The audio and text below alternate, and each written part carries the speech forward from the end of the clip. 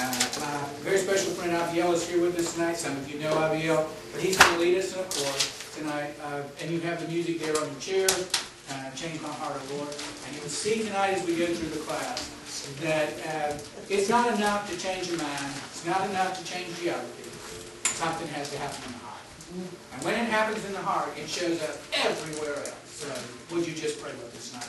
Lord, I thank you so much that in these classes where we come and we seek your face, and Lord, we want so much to know what it's like to be a neighbor. Lord, to be your ambassador in the neighborhood.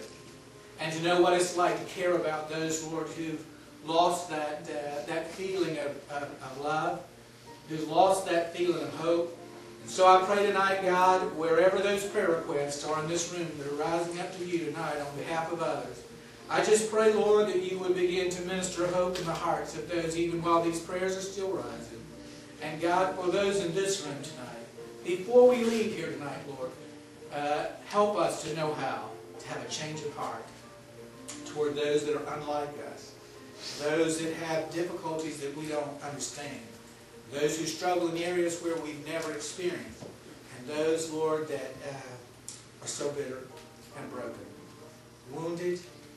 God, those that are bound and oppressed, those that are tormented and sick and lame. Lord, help us today to have a change of heart. In Jesus' name, amen.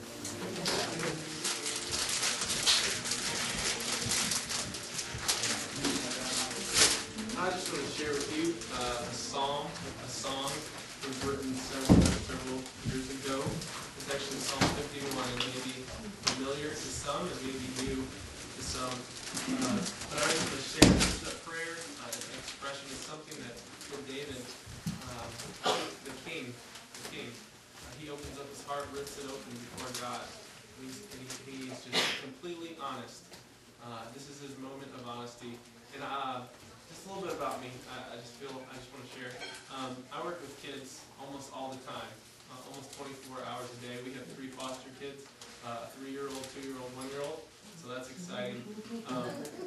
But I also work with about 60 kids 4 days a week at a mission in New Wellington, Christ Central there. And we've been talking about the life of Jacob.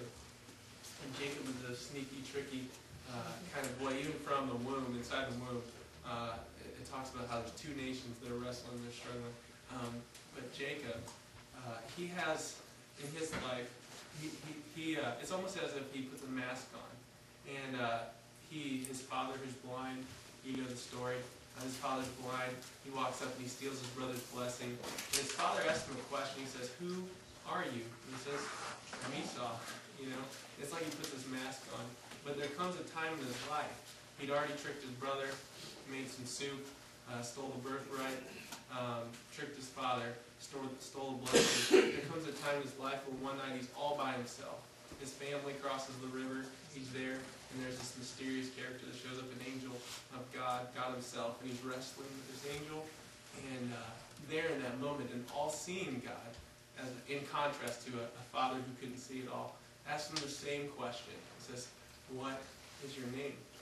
And in that moment, he says, "My name is Jacob." And he takes off the mask. It's his heart's completely ripped open, and God had been working in his life. God had spoken to him in a dream prior to that.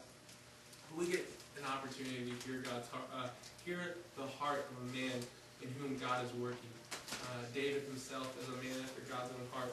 Psalm 51, the backdrop of this, David has committed a sin, and he's carried it with him for some time.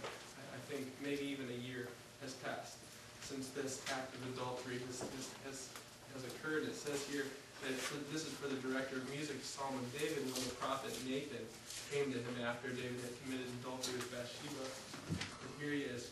He says, "Have mercy on me, O God, according to your unfailing love, according to your great compassion, blot out my transgressions.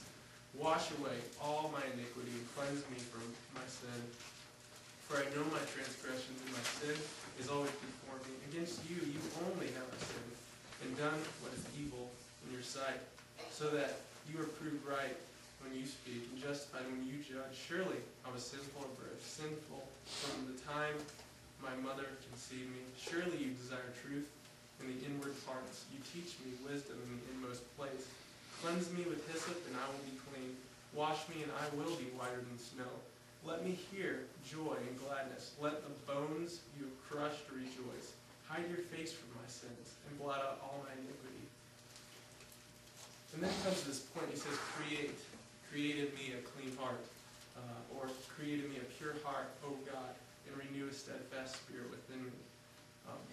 Why could David, why could he cry out to God and say, surely you desire truth in my inward parts, cleanse me with hyssop and I will be clean?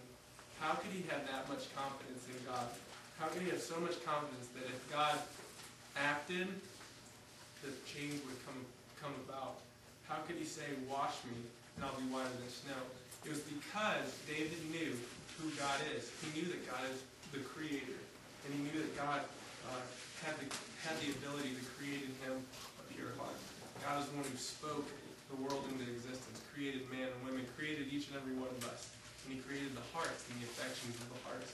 And he's the one who is able to bring about change. And so, let me just finish this psalm, and then we'll sing this beautiful song. It says, do not cast me away from your presence, and take your Holy Spirit from me. Restore to me the joy of your salvation, and grant me a willing spirit to sustain me. Then I will teach transgressors your ways, and sinners will turn back to you. Save me from blood guilt, O God, the God who saves me, and my tongue will sing of your righteousness. O Lord, open my lips, and my mouth will declare your praise. You do not delight in sacrifice, or I would bring it. You do not take pleasure in burnt offerings. The sacrifices of God are a broken spirit, a broken and contrite heart. O God, you will not despise. In your good pleasure make Zion prosper. Build up the walls of Jerusalem. Then there will be righteous sacrifices, whole burnt offerings to delight you. Then bulls will be offered to the altar. So would you stand with me as we sing, Shaping My Heart?